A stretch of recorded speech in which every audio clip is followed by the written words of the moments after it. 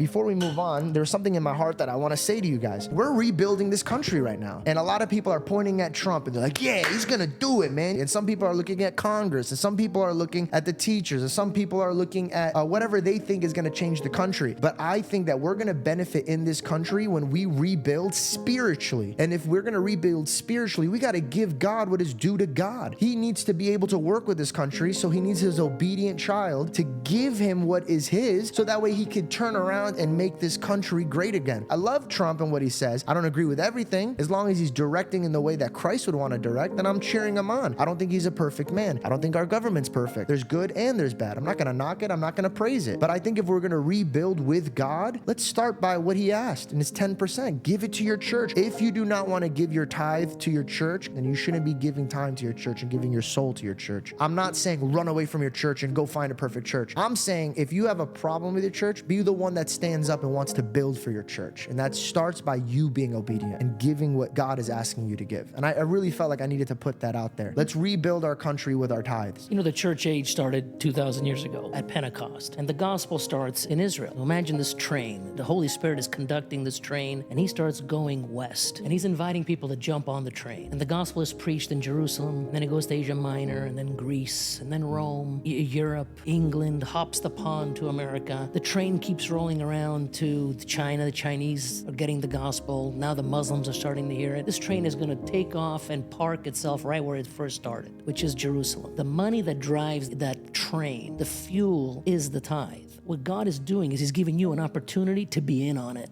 to co-work with me, to be his bride. You understand? Yeah. Hey, if you like that clip, make sure you come see me live. Man on Water tickets now available.